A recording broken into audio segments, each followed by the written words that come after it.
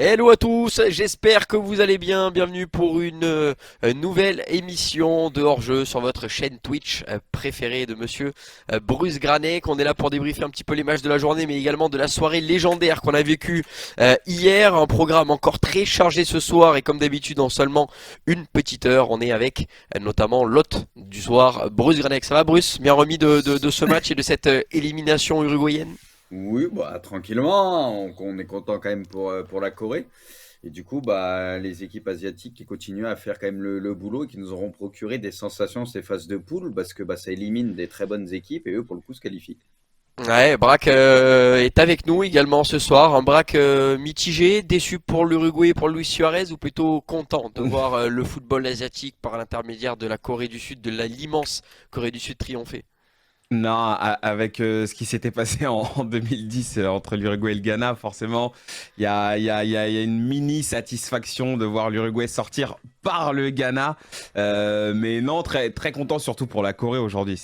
La leçon que j'ai envie de retenir aujourd'hui, c'est que le football asiatique, bah, il a vraiment grave progressé et c'est une qualif, je trouve, méritée. Et vous l'avez reconnu, il sera également à nos côtés aujourd'hui. C'est Zach Nani qui vient de regarder la fin du match de l'Athletic Way, comme il vient de les appeler.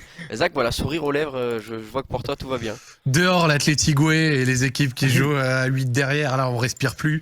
Donc franchement, bien content de voir les Ghanéens à la fin carrément gagner du temps, faire des changements à la 93e, parce que en réalité l'Uruguay était une équipe qui avait largement les qualités de faire mieux, et à force de vouloir délayer une éventuelle qualification en ne jouant pas à fond dès le début, notamment face à la Corée du Sud où ils ont été honteux, et face au Portugal où ils ont été pas très très bons non plus, malgré quelques occasions, bah du coup les voir se faire éliminer à la toute fin malgré une victoire contre le Ghana parce que la Corée du Sud réussit à gagner contre un Portugal qui n'a plus rien à jouer, c'est un peu ma drogue d'une pureté rarement atteinte. Voilà, je suis très content.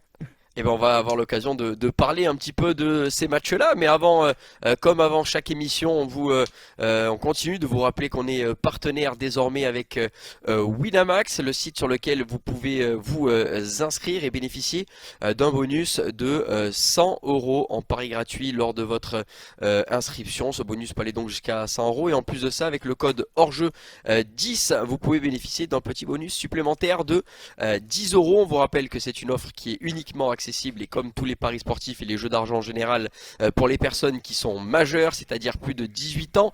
En tout cas, c'est pour ce qui concerne l'âge légal en France, et que ben voilà, il faut vous fixer un petit budget, parce que jouer de l'argent n'est pas un jeu, c'est simplement un divertissement si vous voulez. Pour cela, il faut respecter un budget que vous pouvez prendre pour une compétition, ou que vous pouvez prendre sinon pour chaque mois. Enfin voilà, gérez comme vous voulez, mais en tout cas ne dépassez pas les limites. Vous avez l'habitude de tout ça. Messieurs, on va parler directement peut-être de cette preview des huitièmes de finale, avant de revenir un petit peu sur notre programme du jour et ces derniers matchs qu'on vient de voir là. Portugal notamment face à la Corée du Sud, et l'Uruguay qui vient d'évoluer face au Ghana. Il va y avoir déjà pas mal d'affiches qui ont été alignées. Alors on doit avoir forcément un petit arbre de la Coupe du Monde qui va apparaître à l'écran pour voir tout ça, pour voir un petit peu les matchs, puisque mis à part les derniers matchs de ce soir, si je dis pas de bêtises, on a déjà tous les matchs qui sont Ouais. actés. Bon, si en régie on n'a pas envie de me mettre l'arbre, je vais passer à autre chose. Mais après tranquille, on peut le mettre demain soir, il y a aucun problème. Voilà, ça y est, l'arbre est désormais là. Messieurs, donc voilà, forcément un huitième de finale qui nous intéresse. France-Pologne, Angleterre-Sénégal, Maroc-Espagne. Le Portugal va jouer face à une des équipes de ce soir. Le On aura côté Pays-Bas. gauche, il est ouf quand même, hein. Et c'est dingo. Alors j'ai Bon, envie il y de vous aura le dire, Brésil en bas, on hein, a il y aura le Brésil. On a un Normal. côté droit qui est Qui fait pas presque rien non plus. hein. sérieux. Voilà, qui est presque sérieux, j'ai envie de dire, et un côté gauche qui est, j'ai envie de dire, un football peut-être plus exotique, c'est un football qu'on a moins l'habitude de voir avec des équipes comme le Japon, la Corée, avec l'Australie, avec les États-Unis, tu vois, c'est pas des nations de football qu'on a l'habitude de revoir au très très haut niveau, même si maintenant il y a une petite régularité du côté de certaines équipes, hein. Évidemment, on va pas exclure l'Argentine, on va pas exclure les Pays-Bas, la Croatie qui sont vice-champions du monde, mais c'est vrai qu'au global, moi j'ai ce ressenti-là. Braque, est-ce que tu as ce ressenti toi? Pardon, excuse-moi, j'ai pas écouté la question, excuse-moi. Est-ce que pour toi, la principale différence entre le côté droit et le côté gauche, c'est que peut-être que sur le côté droit, on a des équipes un petit peu plus stéréotypées, européennes, comme on a l'habitude, enfin le football Ouais, international, alors que le côté gauche, on a de l'Australie, on a des USA, Oui. on a du Japon, de la Corée du Sud, voilà, des nations qu'on n'a pas toujours l'habitude de voir en huitième. Non, mais j'ai envie de te dire que c'est un petit peu voilà le reflet de cette Coupe du Monde, ce qu'on voit, cet arbre-là, avec des équipes qu'on n'aurait pas forcément mis à ce niveau. C'est un petit peu ça, voilà. T'as des équipes qui ont un petit peu défié les pronostics cette année. Je pense voilà, à l'Australie, par exemple. L'Australie, c'est une des belles surprises. Le Japon, qui a quand même, il faut le dire, sorti l'Allemagne et qui a réussi à battre l'Espagne. Donc voilà, moi je pense que c'est des qualifications qui sont complètement méritées pour ces équipes-là. Et c'est vrai que ça fait un petit peu exotique, mais une Coupe du Monde, c'est comme ça. Ça donne toujours des confrontations un petit peu inattendues, parfois même. Et c'est pour ça qu'on aime cette compétition. L'autre côté, attention, moi je pense qu'il faut pas non plus Enfin, je veux dire, ça va être aussi un côté très important. Des deux côtés, il y a des matchs qui vont être assez tendu. Quand on voit le niveau que certaines équipes ont proposé sur cette Coupe du Monde, moi je pense que tous les matchs vont valoir leur pesant d'or, hein, très clairement. Même ce Pays-Bas États-Unis, je vois une confrontation entre une équipe qui a géré sa compétition un petit peu à l'européenne, un petit peu à l'ancienne, et de l'autre côté une équipe qui est pleine de volonté, pleine d'énergie, les Américains. Donc tu vois, en fait, tu as plein de petites confrontations qui sont intéressantes, avec des différences de style, des différences de statut. Enfin non, c'est un arbre, moi, que je trouve extrêmement varié, et je pense qu'on va vraiment se régaler. Bruce, le côté gauche, on a vraiment tous les continents, puisqu'on a du continent asiatique, on a de l'Europe, on a l'Amérique, on a vraiment absolument tout, sauf le continent africain, puisque le continent africain est de ce côté droit. Pour le moment, on a 5 équipes européennes contre 2 équipes africaines, en attendant peut-être la Suisse ou la Serbie pour la dernière équipe manquante. Est-ce que les équipes africaines peuvent s'en sortir à 2 contre 6 dans ce duel Afrique-Europe de ce côté droit du tableau de la Coupe du Monde? Bah après, sur le côté droit, il y a du très très lourd, hein, Il donc peut y avoir le pour, Cameroun encore. Hein. Il pour peut y avoir le sortir, Cameroun. Alors pour, là, c'était mon ressenti, je vois plutôt Serbie ou Suisse, mais il peut y avoir le Mm. Cameroun, effectivement. Pour sortir de ce côté, il faudrait être ultra costaud. Après, il peut encore y avoir peut-être quelques sensations, c'est possible. C'est possible, puisqu'on voit que les équipes africaines ont fait le boulot, notamment le Maroc qui a fait une phase de poule très solide. On voit que l'Espagne, tout n'est pas parfait, même si le troisième match, on a compris, il y avait eu quand même un petit turnover, etc. Donc, il faut s'en méfier. On verra vraiment l'Espagne, je pense, en huitième de finale, ce que ça vaut réellement. Et puis le Sénégal, bon, Braque est bien placé, hein. Sénégal-Angleterre, on est tous obligés de mettre l'Angleterre favori, mais on sent que l'Angleterre, même si pas mal les mettent parmi tu vois, les potentiels favoris de cette compétition, on sent que c'est peut-être pas full imprenable, tu vois. Il y a peut-être un coup à jouer, surtout pour le Sénégal, où même s'ils ont eu des absents, et du coup, bah, on était assez mitigé au début de la compétition pour eux, on se faisait du souci en plus vu l'entame de leur Coupe du Monde. Au final, ils ont su bien réagir. Donc voilà, maintenant c'est la huitième de finale. Les compteurs sont remis à zéro. Ça va être un match qu'il va falloir gagner dans la tête aussi. Donc c'est là où on va voir peut-être aussi les grosses équipes, on va dire, ceux qui ont beaucoup d'expérience. On va voir si ça va encore une fois faire la différence ou si ça va poursuivre dans le sens où on aura encore pas mal de surprises. Ce qui ne nous déplairait pas. Après, j'ai tendance à dire que maintenant, moi, c'est un autre tournoi qui commence. Et je pense que les favoris vont quand même faire quasi pour tout le monde le boulot, même si bon, il risque d'y avoir, comme d'hab, peut-être une ou deux petites sensations, mais je pense que dans l'ensemble, les gros seront au rendez-vous. Zach, on a tous un petit côté hipster en nous. Moi, en tout cas, j'en ai un énorme et je sais que toi, Vas-y. t'en as un qui est bien relevé également. Ce côté gauche, j'imagine, qui te plaît. Alors, ce côté gauche, pour être tout à fait honnête avec toi, je le trouve plus simple que le côté droit, paradoxalement. Alors, plus simple, toute proportion gardée. C'est surtout en bas à gauche que je trouve un petit peu plus simple, dans la mesure où quand c'est le Brésil qui va arriver, Brésil a éventuellement une demi-finale à sa portée, tu vois. Tandis que à droite, quand tu regardes un petit peu, on prend juste les favoris, tu vois, sachant qu'il y aura des surprises, tous les favoris vont pas passer, il y a pas de souci. Mais en haut à droite, tu peux vite imaginer, par exemple, un France-Angleterre en quart. En bas à droite, tu peux imaginer un Espagne-Portugal en quart. En haut à gauche, tu peux imaginer un Argentine-Pays-Bas. Quoique les USA, je pense, fera surprise, mais bref, ça c'est autre chose. Alors que tu vois, le Brésil, pardon, je trouve a une voie un peu plus tracée face à la Corée du Sud ou face au Japon et à la Croatie. Pas simple quand même, hein, je pense. Hein. Pas simple, je suis d'accord. Je suis pas simple, mais c'est vrai que pas simple, mais je les ai trouvés peut-être un peu en deçà en phase de poule. Donc j'avoue, peut-être que ma déception envers eux, en dehors de leur second match assez contrôlé, est peut-être révélatrice. Mais en tout cas, pour moi, le côté droit est vraiment stacké de ouf. Il y a 5 équipes européennes pour l'instant, sûrement 6. Tandis que de l'autre côté, c'est plus du Asie-Amérique avec seulement 2 équipes européennes, Croatie et Pays-Bas. Moi, si je devais donner juste un intérêt comme ça, tu vois, genre pour moi, où seront les plus beaux matchs? Pour moi, l'intérêt là comme ça sur le papier, c'est plutôt côté droit, mais côté gauche, je pense qu'il y a certains matchs explosifs. Je pense vraiment, je le sens, ce petit Pays-Bas-États-Unis, il peut y avoir de la surprise. Le reste, je pense que c'est moins porteur à surprise. Argentine-Australie, bon, Corée du Sud-Brésil, bon, tu vois, je sens qu'il y a peut-être un peu moins de surprises présentes. Mais c'est juste un avis comme ça, je suis nul au prono, voilà. Ce qui est marrant, faisons attention aux équipes quand même asiatiques, puisque bon, t'as compris qu'ils ont déjà fait leur boulot entre guillemets et ça sort de grosses poules mine de rien.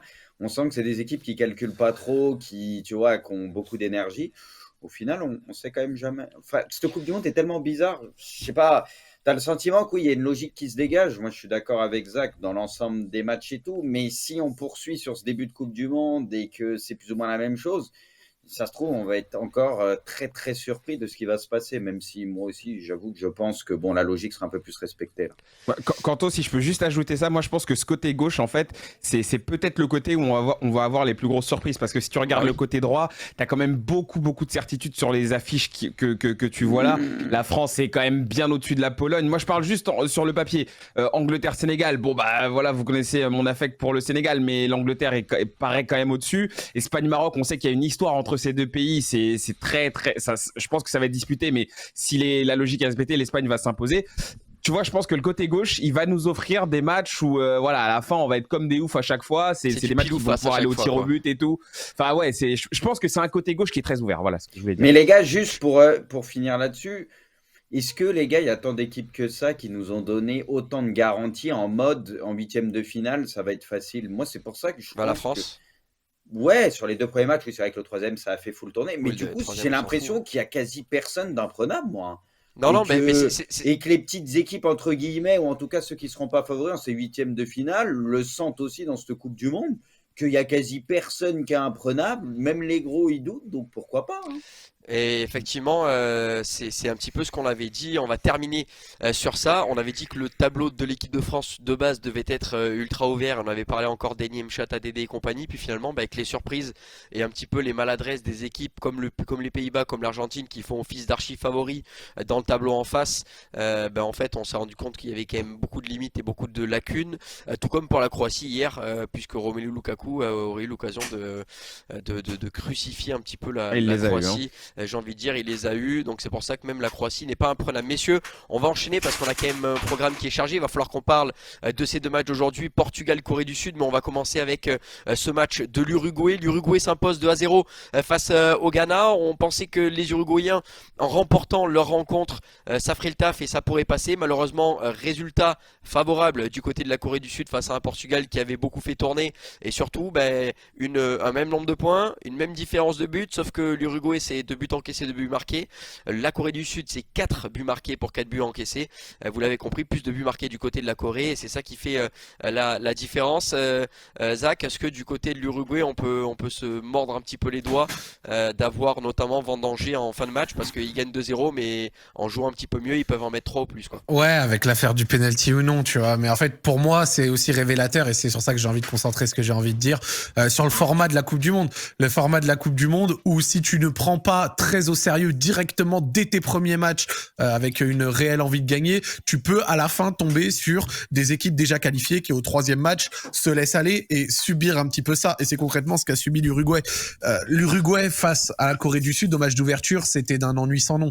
Alors certes, lors du premier match contre la Corée du Sud, il manque un peu de réussite parce qu'ils touchent 2 fois le poteau avec la frappe de Valverde, la tête de Godin. Mais franchement, en dehors de ça, je les ai trouvés vraiment mièvres et en deçà de ce qu'on aurait pu chercher, enfin attendre de leur part. Je trouve qu'ils font vraiment un mauvais match face au Portugal, un Portugal qui les a maîtrisés. Même si l'Uruguay a eu quelques occasions, notamment celle de Bentancur avec le rush et tout, ils auraient pu peut-être espérer plus. Au final, ça n'a pas converti. Pour moi, en fait, si tu veux, c'est aussi pour ce genre de scénario qu'il y a quelques... je sais pas si vous avez entendu, mais pour les futures Coupes du Monde, il parlait de peut-être essayer de faire en sorte que de limiter l'intérêt du match nul qui qualifierait les 2 équipes. Mais dans quel sens? Alors, en gros, je t'explique. Bon, ça, encore une fois, c'est pas passé, hein, juste ça discute. Je t'explique. En gros, ils disent que à l'heure actuelle, avec le format comme on l'a maintenant, ça fait que t'es dépendant de l'ordre de tes 2 premiers matchs et du coup, ça donne une grosse importance à ça. Et à la fin, il y a des équipes qui peuvent s'arranger pour un nul qui qualifie tout le monde, tu vois. Et ça s'est vu avec des fois des passes à 10, des équipes qui poussent pas ou des trucs comme ça. Et en gros, l'idée, ce serait de faire en sorte d'éviter les matchs nuls avec à la fin d'un match de poule, s'il y a nul, bah genre des pénaltys, tu vois, limite. Ah ouais, bah alors ouais, là c'est quand même assez poussé.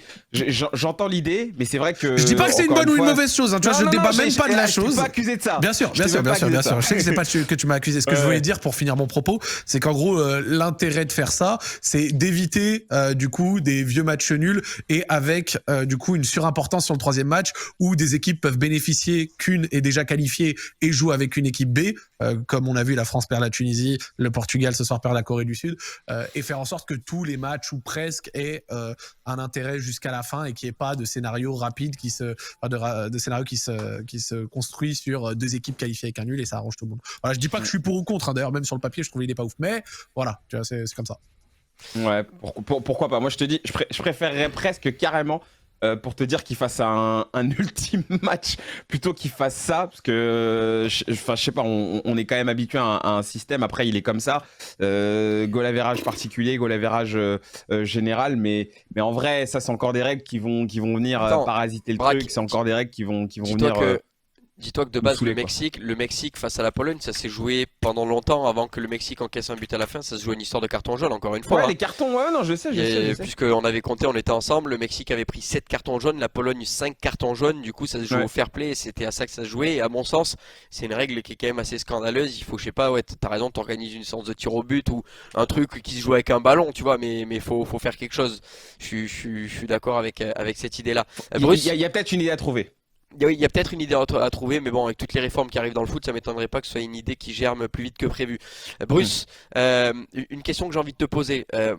On a vu l'Allemagne out, on a vu la Belgique out. C'était une énorme surprise. Bon, pour la team hors jeu, l'élimination de la Belgique n'était pas une énorme surprise, puisqu'on avait quasiment tous call avant le début de la compétition. Mais on va dire que, de manière générale, à l'Allemagne et la Belgique, c'est 2 énormes surprises de ne pas les voir passer cette phase de poule. Est-ce que l'Uruguay, le Danemark aussi, dernier le Danemark effectivement qui était un bel outsider. Est-ce que l'Uruguay c'est du même acabit que ces équipes-là de ne pas les voir passer les phases de poule? C'est pire. Bah, je sais pas si c'est du même acabit, mais en tout cas après, en étant full objectif et full logique. Même si on sait qu'ils ont un jeu où avant tout ils aiment défendre et tout, ils ont mal été payés, parce que là il y a des histoires de penalty où à mon sens ils n'ont pas de chance parce que ça peut siffler penalty. Sur le premier match ils touchent 2 fois les poteaux contre la Corée, tu vois. Donc dans l'ensemble, pour moi, au final ils auraient dû se qualifier, tu vois. Même en jouant comme ça, on l'a vu que sur le dernier match, en jouant un peu plus, ils se sont créés beaucoup d'occasions et ils ont su gagner le match. On l'a vu contre le Portugal, dès qu'ils ont joué plus offensif, pendant 15 minutes, le Portugal, ils étaient dans le dur, et ils ont encore touché le poteau, ils avaient failli égaliser. Donc au final, même en jouant comme ça, ils touchent 3 poteaux.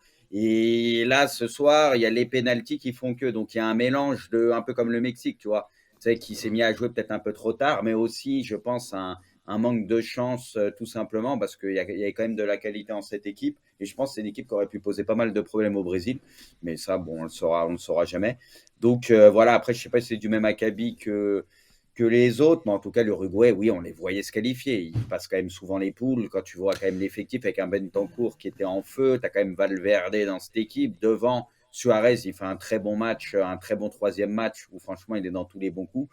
Avant sa sortie, tu as quand même Cavani, même si c'est plus le grand Cavani, tu as des joueurs qui peuvent accélérer le jeu, tu as de l'expérience. Honnêtement, quand tu vois l'équipe, pour moi, ils avaient tout pour se qualifier. Ils auraient peut-être dû se qualifier.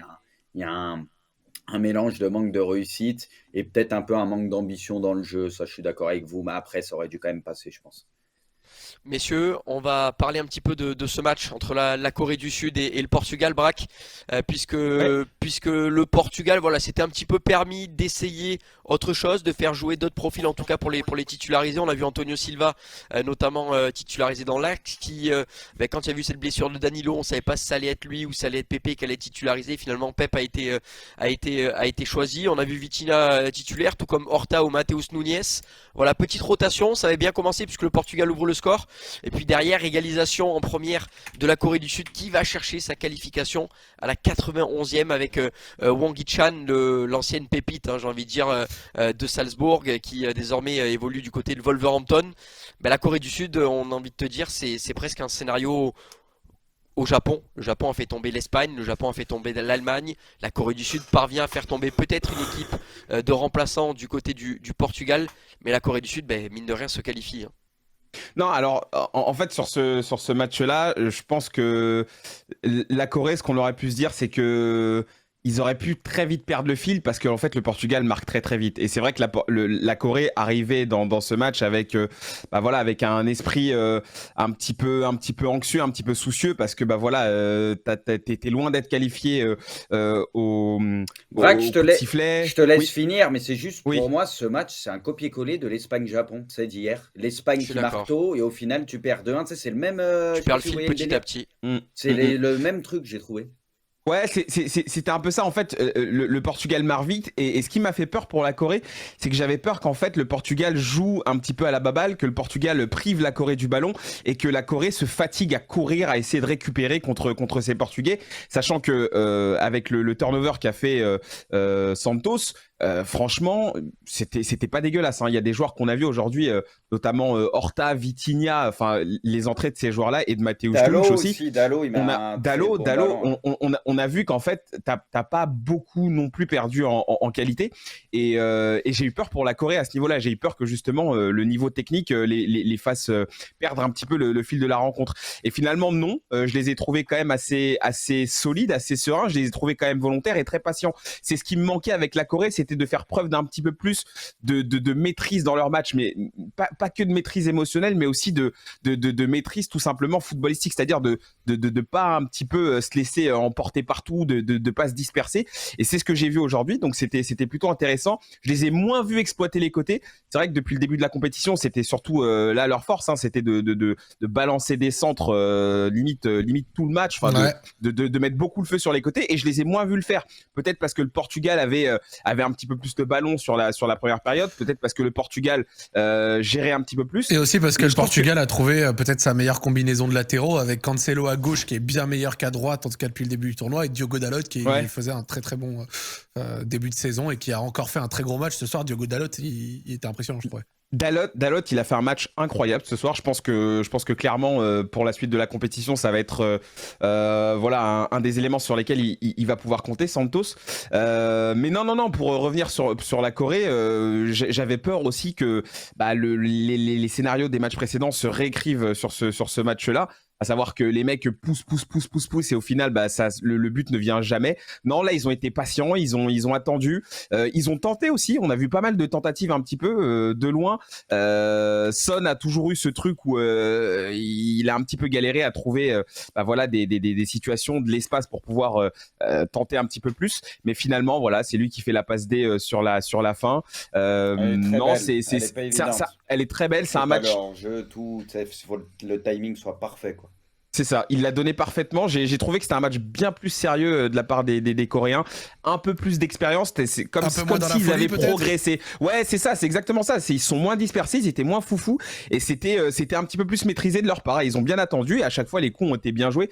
Donc très content pour la Corée parce que c'est une belle équipe. C'est une équipe qui joue vraiment très très bien au ballon. Il leur manquait juste un peu plus de maîtrise dans tout ce qu'ils faisaient, mais sinon, moi je pense que pour la suite, ils vont être très sérieux.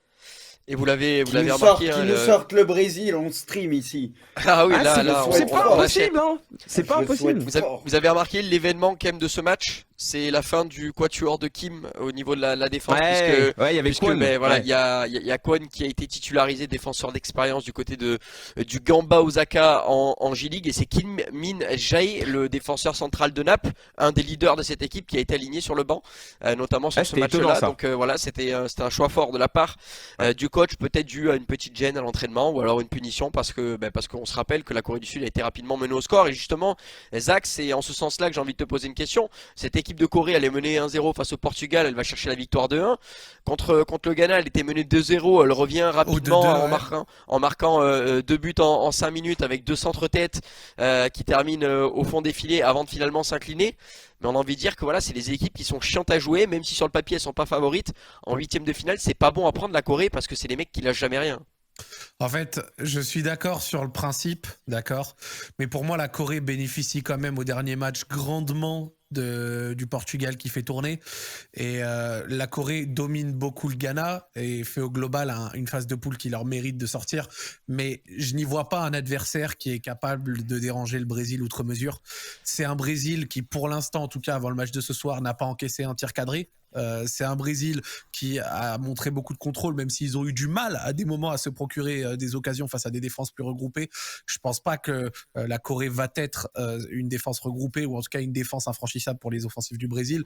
Par contre, j'ai plus de mal à imaginer les offensifs coréens faire craquer un Brésil qui pour l'instant a tenu en échec des attaques plus ou moins sérieuses comme celle de la Suisse ou de la Serbie. Je dis plus ou moins sérieuses parce qu'on sait que c'est pas encore les top attaques non plus. Après, la Serbie ne voulait pas jouer. Hein. La Serbie, pour moi, c'est un match qui comptait pour du beurre défensivement pour le Brésil, parce qu'eux, ils ont refusé complètement. Voilà, la Serbie ne voulait pas du tout jouer, on est totalement d'accord. Mais au-delà de ça, en fait, ce que j'essaye de vous dire, c'est que pour moi, je me fais pas d'illusion Corée du Sud, Serbie, enfin Corée du Sud, Serbie, Corée du Sud, Brésil, pardon. Tu penses pas que la vitesse de leurs joueurs peut poser un peu des problèmes, même franchement, je vais dire un truc. Hein. Je sais pas si tu as remarqué, je sais pas si vous avez remarqué, mais une des observations footballistiques que je me suis fait sur ce mondial, c'est qu'il y a beaucoup d'équipes, dont le Brésil, dont le Portugal, dont même la France par moment, pas tous, mais ne font pas monter leurs latéraux, ou peu.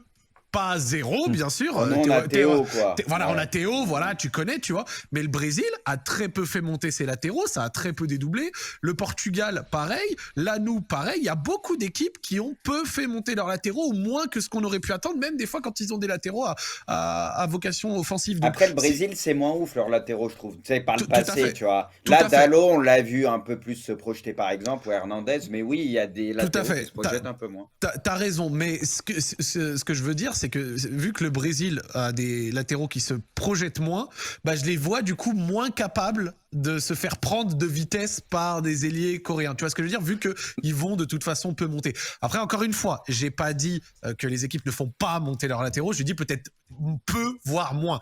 Donc oui, il y a eu des buts qui venaient de certains latéraux. De temps en temps, par exemple au Portugal, Cancelo pouvait monter. Dalot ce soir, nous, Théo Hernandez, bien sûr. Mais franchement, c'est moins que ce qu'on voit peut-être dans le football de club. Voilà, c'est une remarque que je me suis faite. Moi, je suis d'accord. Après, le truc, c'est que ça va dépendre aussi du contexte des rencontres. Si tu vois que le match commence à s'éterniser, que t'es à 0-0 à la 60e, à la 70e, tu sais que les mecs, soit ils vont vouloir gérer et continuer à garder leur solidité, soit ils vont vouloir commencer un petit peu à lâcher les chevaux. Après, contre une équipe comme la Corée, le Brésil, je pense que oui, maintenant, là, ils vont être prévenus. Ils savent que la force véritable de cette équipe, c'est d'attaquer à balle sur les côtés. Donc forcément, ils vont renforcer à cet endroit-là. Mais si le contexte du match fait que tu as besoin de lâcher un petit peu plus, de venir dédoubler, de venir déborder, je pense qu'ils hésiteront pas à le faire aussi, tu vois. Ça c'est aussi quelque chose qu'ils savent faire. Donc oui, ça va dépendre des matchs.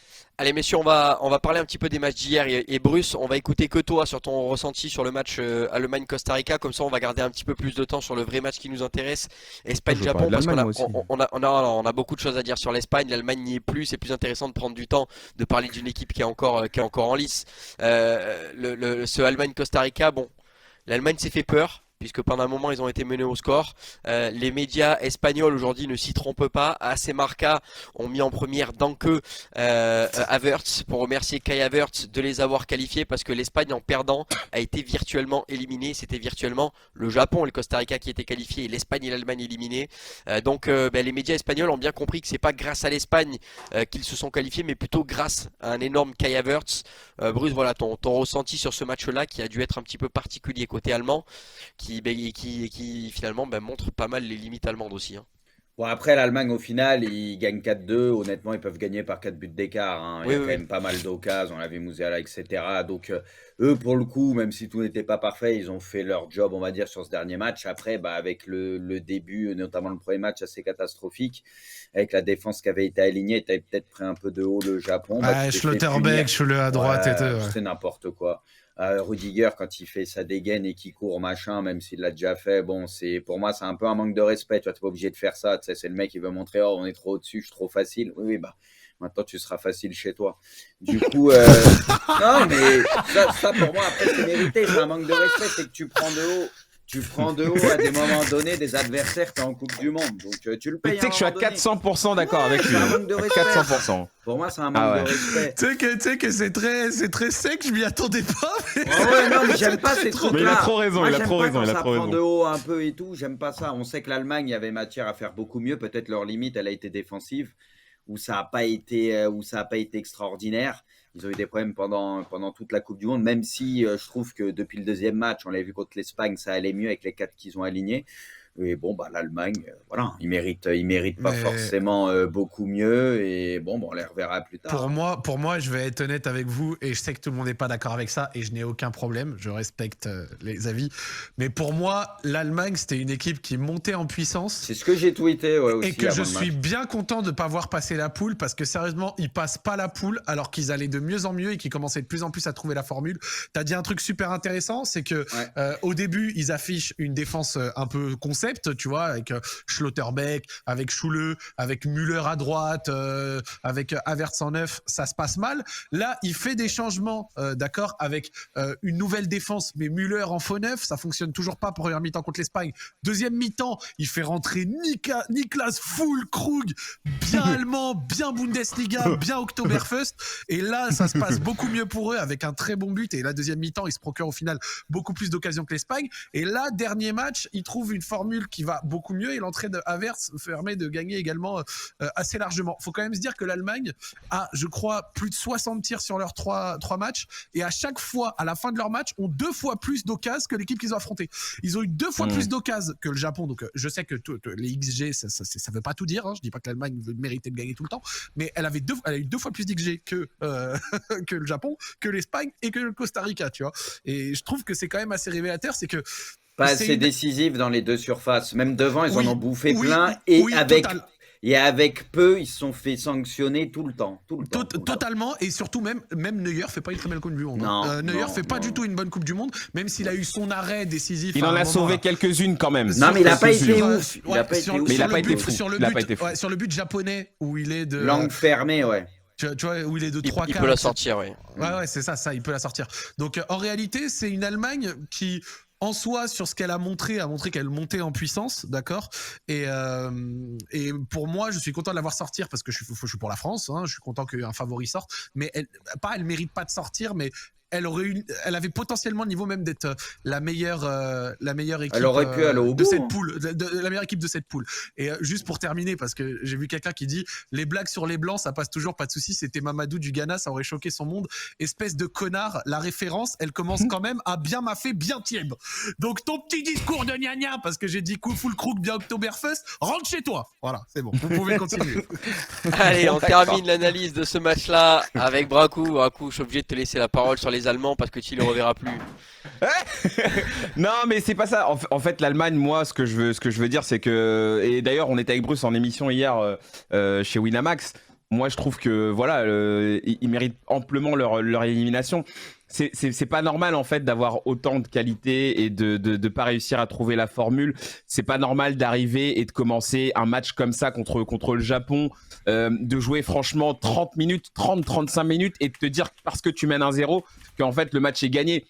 Bruce, il a raison quand il parle de Rudiger, mais on peut même citer d'autres joueurs. On l'a vu dans l'attitude, dans le langage corporel des Allemands. Ce match-là, je te jure, ils l'ont pris par-dessus la jambe et c'est pas du tout normal. L'Allemagne, c'est une équipe normalement qui doit détruire ses adversaires et ils n'ont pas montré ça sur le premier match et moi je pense qu'ils payent vraiment cette défaite contre le Japon. Hier contre le Costa Rica ça fait 4-2, oui ça fait 4-2 mais c'est parce que les mecs en fait ils ont commencé à jouer et ça c'est un syndrome que plusieurs équipes ont eu dans cette compétition. L'Uruguay a galéré à rentrer dans cette Coupe du Monde, l'Argentine a galéré à rentrer dans cette Coupe du Monde. Alors après pour certains ça passe, pour d'autres ça trépasse, mais l'Allemagne honnêtement, ils peuvent s'en prendre qu'à eux-mêmes. Ils sont passés à côté. Le problème, Braque, de ces équipes-là, je pense que les années à venir vont quand même leur faire très mal, même s'ils ont quand même un vivier qui est assez énorme. Bon, en vrai, ils ont une belle, ce que j'allais dire, ils ont quand même une belle base. Ils ont Moussiala qui fait une Coupe du Monde absolument monstrueuse. Ils ont des bons à plusieurs postes, des gens, enfin des mecs à monter en puissance.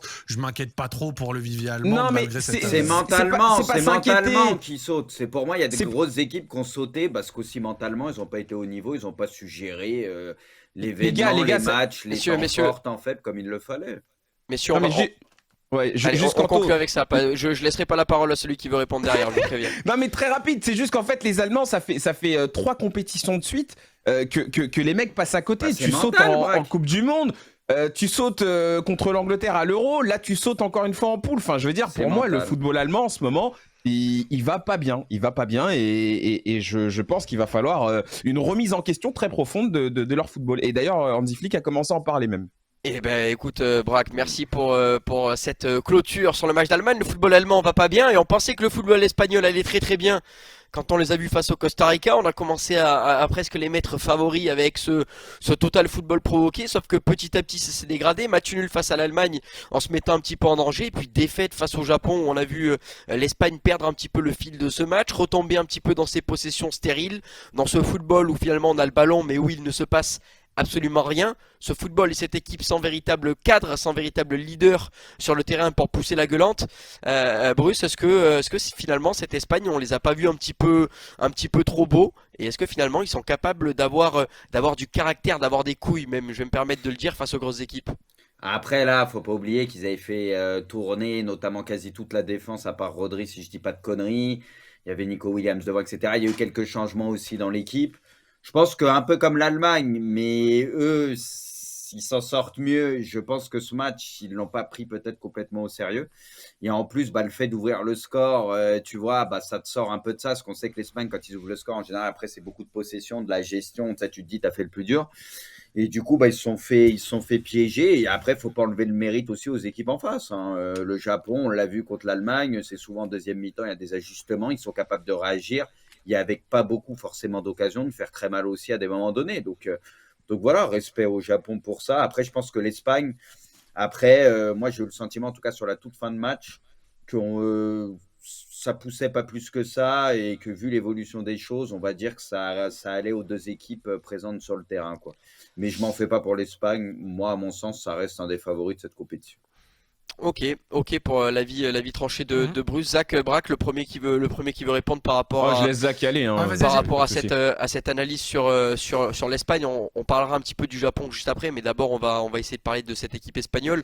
Est-ce que ce que vous avez vu vous dans une véritable adversité comme l'Allemagne, ça vous a plu ou ça vous a inquiété, et est-ce que peut-être ce manque de caractère, ce mouvement de panique, j'ai envie de dire, face au Japon, même avec une équipe un petit peu remaniée, Alvaro Morata qui est sorti, qui est quasiment le seul buteur, le seul véritable avant-centre de l'équipe. On rappelle que on a critiqué Deschamps parce qu'il n'a pas pris de latéraux et tout, mais Monsieur Luis Enrique n'a pas pris Iago Aspas, etc. Il n'y a pas de véritable buteur outre Morata qui est sorti parce qu'il a eu des pépins physiques. Est-ce qu'on a de quoi s'inquiéter du côté de cette équipe espagnole? On pourrait compter aussi en dessous Fati, même s'il joue aussi sur l'aile. Mais après, en fait, ce que j'ai envie de te dire, c'est que moi, ce que j'avais bien aimé dans le premier match de l'Espagne, c'était la possession avec un gros volume de course de la part des milieux, Gavi, Pedri, et beaucoup d'ailiers. Donc c'était Olmo et Ferran Torres qui rentraient à l'intérieur et qui permettaient de faire des choses vraiment, enfin qui faisaient beaucoup de courses et ça permettait de créer beaucoup de désordre. Maintenant, on a vu, il y avait quelque chose qu'on avait déjà noté sur l'Espagne, c'était peut-être qu'en attaque, ils allaient manquer de qualité pour aller hyper loin. Et je pense que face à une équipe qui joue regroupée, qui joue en contre, l'Espagne peut avoir beaucoup de mal, tout simplement parce qu'elle a une défense, enfin, tout simplement déjà parce qu'elle s'est jouée vraiment que d'une manière. L'Espagne, c'est avec cette méga possession qui peut parfois être assez stérile, d'accord, ça arrive, ça peut donner des matchs comme Espagne-Russie en 2018, même si c'était pas exactement la même équipe. Sauf quand Morata est là quand même. Lui, il t'apporte cette taille et son jeu de tête. C'est pour ça que je pense qu'il est essentiel pour la suite de la compétition. En fait, il y a beaucoup d'équipes, tu vois, à la fin, elles ont une arme qui est vraiment colossale et dont l'Espagne ne possède pas vraiment en dehors, comme tu as dit, de Morata, c'est les jeux de tête. Le jeu de tête et les centres. Et c'est vrai que l'Espagne, quand tu fais sortir Morata et que tu te retrouves plus qu'avec Ferran Torres, Dani Olmo, Gavi, Pedri pour t'apporter de la tête, bon, c'est pas la folie, d'accord, et ça t'enlève une corde à ton arc, et je trouve que c'est une Espagne qui est très monocorde, elle ne sait attaquer et jouer que d'une manière, et franchement face à une grosse équipe, je pense qu'ils retourneront à un système différent. Je vois bien Asensio sauter du 11 pour voir Olmo repasser en faux neuf comme il l'avait fait à l'Euro notamment, Dani Olmo en faux neuf, et je trouve plus pertinent parce que lui, Dani Olmo, sait envoyer des courses et c'est très important pour un neuf de pouvoir le faire. Il pourrait aussi procéder avec Morata, comme tu l'as dit, Morata qui marque ce but face à l'Allemagne et qui apporte. Moi, je pense qu'il est essentiel. Puis en plus, il fait un bon début de Coupe du Monde par rapport à son temps de jeu. De rien, il plante à tous les matchs. Tout à fait. Pour moi, ce sera soit Morata, soit peut-être Dani Olmo en faux neuf. Mais à l'heure actuelle, j'ai peur que l'Espagne soit trop monocorde, ne sache procéder que d'une manière et que du coup ne varie pas ses façons de faire et arrive face à une équipe qui sait la manier et qui lui pose de gros problèmes en contre. Et je persiste sur un truc que j'ai dit, cette défense espagnole, donc Azpilicueta, Alba ou alors même Rodri, en jouant aussi haut par moment, je jure que tu tombes face à... Pour moi, tu sais c'est quoi l'équipe cauchemar pour l'Espagne? Je jure, c'est la France. Tu fais un France-Espagne, je dis pas qu'on les défend 6-0 parce que je suis pas un arrogant de français, non, c'est juste que dans les profils qu'on a dans notre équipe, on sait concéder, jouer plutôt bas, avoir un bloc médian, laisser peu d'espace et à côté les taper en transition de manière vraiment foudroyante. Et moi je pense que l'Espagne tombe face à une équipe comme ça et notamment par exemple éventuellement après, le Portugal. Croatie-Danemark, regarde, il y a le contre-exemple, Zach, où Croatie-Danemark avec des gros milieux de terrain nous a baladé il n'y a pas si longtemps que ça. Ouais, c'est des sûr. fois quand on joue des équipes avec un putain de milieu de terrain qui est capable de maîtriser le jeu et tout, on a pris très cher aussi, tu vois ce que je veux dire. Donc l'Espagne a total. Mais en tout cas voilà, c'était plutôt pour l'idée. Je dis pas encore une fois qu'à 100% France-Espagne on gagne, à tous les coups on perd. Mais je parle dans les profils et dans ce qui pourrait poser problème à l'Espagne. Je pense que la France représente un peu cette idée que je me fais de l'équipe qui ferait chier l'Espagne. Voilà. Et en plus dernier truc, et quelqu'un l'a dit dans le chat, l'Espagne elle a du mal quand on lui met de l'impact physique. Et la deuxième mi-temps face à l'Allemagne, quand il y a eu de l'impact physique qui est arrivé, donc notamment via Füllkrug, via Goretzka, via des joueurs qui ont un peu moins apporté de maîtrise, mais qui ont apporté un peu plus de chaos, l'Espagne a eu du mal. Et voilà, ouais, pour moi, mais après, il n'y a que l'Allemagne qui peut faire ça. Tu payes. Non, il n'y a pas que l'Allemagne. Dans le tournoi, il n'y a pas que l'Allemagne qui est capable de mettre le mieux. Physique. Non, mais oui, mais il n'y a pas que Bruce qui manque à cette équipe espagnole, c'est un Ramos derrière pour dire aux petits jeunes, allez au charbon, mettez le pied vous aussi, tu vois. Non, mais l'Allemagne, c'est les pires sur ça, moi je trouve. C'est les pires, oui, mais c'est pas les seuls à pouvoir pratiquer ça et à gagner l'Espagne sur les. Qui est capable de faire comme l'Allemagne au niveau de l'impact offensivement et des mecs physiques partout et tout. Tu vas me rironner. Tu vas me rironner, Bruce, mais je pense que tu oublies l'Angleterre. Non, mais là, pour le coup, c'est no joke. Quand t'as des Sterling, des Rashford, même Harry Kane, derrière, t'as des mecs qui sont capables de mettre des tampons. D'accord, l'Angleterre, un peu pas autant, peut-être. Je sais pas, j'ai le sentiment que c'est un peu différent, mais oui, je suis d'accord. T'as d'ailleurs Kane ou Declan Rice, ils te marchent sur le crampion avec leur vieux vissé, là, je peux te dire, tout le match, ça va autant pour on aime sa braque. On va conclure avec toi. Deux choses rapidement, tu as vu l'heure. Ton bilan sur l'Espagne, j'ai envie de dire, l'Espagne et notamment, moi un truc qui m'a un petit peu choqué, c'est la qualité de relance de Unai Simon qui fait un petit peu peur, en tout cas sur cette Coupe du Monde. Oui. Dès qu'il a un ballon, c'est panique à bord, j'ai l'impression. Et deuxièmement, finalement, le Japon, on les a vus très bons contre face à l'Allemagne, bons contre face à l'Espagne. Lors du dernier mondial, ils avaient failli punir la Belgique avec un jeu comme ça. Et le seul match où ils avaient eu besoin d'avoir une maîtrise contre le Costa Rica, c'est là où finalement ils ont été mauvais. Donc j'ai envie de dire qu'une équipe comme le Japon qui sera favorite n'a absolument aucun match en phase finale, est-ce que c'est pas une bonne chose pour eux par rapport à leur qualité de jouer des équipes comme la Croatie qui vont faire le jeu et de pouvoir continuer à les exploiter en contre? Donc voilà, très rapidement ton avis sur l'Espagne et ton avis sur le Japon. Non, mais sur l'Espagne, en fait, moi, ce qui me fait peur, c'est que, et ça me fait peur pour ceux qui sont très fans de ce football-là, de ce football qui finit à 95% de possession, bah, c'est que finalement, l'Espagne, je me demande si on les a pas un peu mis trop haut, tu vois. Parce que c'est vrai que le premier match, tu le gagnes 7-0 et tu le gagnes sans qu'en face, les mecs ne te répondent. Les mecs n'avaient pas le ballon, les mecs semblaient pas être préparés. Et toi, t'es arrivé avec énormément de certitude. Donc forcément, ça a donné un carton. Et on l'a vu sur les autres matchs. Les matchs ont été quand même bien différents. Dans le scénario, ça a pas du tout été la même chose. Et j'ai peur pour l'Espagne. J'ai peur que finalement, ce jeu-là ne soit pas quelque part un petit peu négatif. Il l'est déjà pour l'adversaire parce que tu touches beaucoup moins le ballon, mais j'ai peur qu'il ne le soit pas pour eux-mêmes en vérité. Ça peut marcher, ça peut super bien tourner. À l'Euro, ça avait bien tourné parce que justement, c'est ce qui leur a permis de faire un arbre final comme on l'a vu. Mais là, pour la suite de cette Coupe du Monde, avec les équipes qui sont capables de mettre du rythme, qui sont capables de rajouter un petit peu d'intensité et de venir te prendre au duel, je sais pas si l'Espagne n'est pas une équipe qui voilà, et un petit peu trop dans son confort. Je pense que si tu sors cette équipe de son confort, ça peut devenir très compliqué pour l'Espagne. Donc, Est-ce que je peux te répondre, Braque Ouais, tu peux. J'ai un peu peur pour eux. De manière pour eux. concise, hein, Bruce, s'il te plaît. Ouais, en fait, moi je pense que c'est trompeur dans les deux sens. Oui, le premier match, tout le monde s'est peut-être emballé. Moi, perso, j'en pensais du bien de l'Espagne avant le premier match. Mais à juste titre, on s'est emballé. Et le truc, c'est que le troisième match est trompeur parce que c'est une Espagne qui était quasi sûre d'être qualifiée, même s'il s'est fait peur et du coup qui avait fait un peu tourner. Et le deuxième match qu'ils font contre l'Allemagne, je pense que cette Allemagne-là aurait tapé énormément d'équipes du mondial. Oui, donc mais sur oui, les deux premiers matchs, je suis désolé, ils ont quand même fait un bon match contre l'Allemagne. C'était pour moi pas une mauvaise Allemagne, hein, loin de là. Et je pense que cette Allemagne-là aurait tapé énormément d'équipes. Donc les deux matchs qu'ils ont pris le plus au sérieux pour moi, ils étaient au rendez-vous. C'est tout ce que je veux dire. Non, mais là, ça va rester sur cette impression. Et tant mieux pour les Espagnols du dernier match ou machin. Et je pense que c'est là où les gens se trompent aussi. Non, mais finalement, ça va plus ou moins dans le sens de ce que j'étais en train de développer. Mais oui, non, juste pour la suite, je pense qu'il y a des équipes qui auront peut-être un petit peu moins, tu vois, ce sentiment d'urgence qu'avait l'Allemagne, parce que l'Allemagne devait absolument gagner ce match-là. Donc je pense qu'ils ont mis le paquet contre l'Espagne. En plus, c'est une confrontation entre deux grosses équipes, entre deux prétendants, entre guillemets. Donc forcément, c'est un match où l'Allemagne allait clairement tout donner. Maintenant, l'Espagne, je pense que sur la suite, avec des équipes qui ont peut-être des qualités différentes et des équipes qui sont capables de te mettre des bouchons quand l'intensité va monter, je pense que l'Espagne, il faut qu'ils fassent attention à ce que voilà, ils aient un plan B, parce que je pense que ce jeu-là, ils n'ont pas de plan B, l'Espagne. À des moments, ils ça ont peut pas de plan B, gros, ils sont vraiment ça joue au très ballon. Et c'est pour ça que je me fais du souci pour eux. Avec ça. Il y a personne qui casse de ligne. Après, personne saute une passe, ouais. Il y a beaucoup de grosses équipes qui aiment avoir un minimum la maîtrise du jeu. Tu sais que contre l'Espagne, déjà, tu l'as pas. Donc, il y a ça aussi. Ça, c'est un truc qui est compliqué quand tu joues l'Espagne.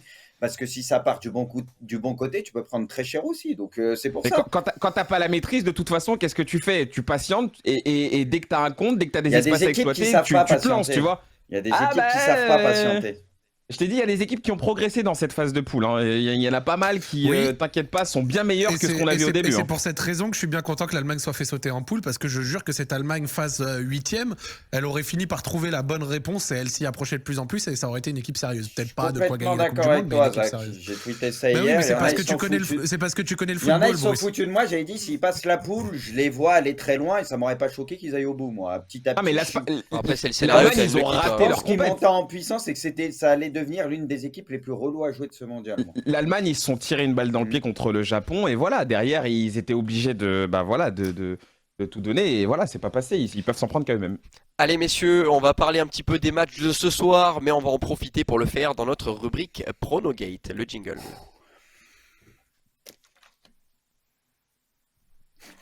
Il va arriver. Normalement, il faut 10, 15 secondes, 20 secondes selon l'état de fatigue du côté de la régie. Non, je pense que je les ai un petit peu surpris là pour le coup en régie. Messieurs, voilà, c'est notre rubrique avec notre partenaire Winamax qui est notre nouveau partenaire. Comme d'habitude, on vous rappelle encore une deuxième fois dans cette émission, même si c'est redondant, on va vous le faire à chaque fois, que les jeux d'argent sont interdits aux mineurs et que vous ne pouvez pas parier sur Winamax si vous n'avez pas au moins 18 ans. Messieurs, on va justement voir un petit peu les matchs de ce soir pour avoir le temps d'en parler. Il nous reste 6 minutes avant la fin de l'émission, donc on va rapidement avoir le temps de voir tous vos avis avec un programme qui est très très simple. Cameroun-Brésil, Serbie-Suisse.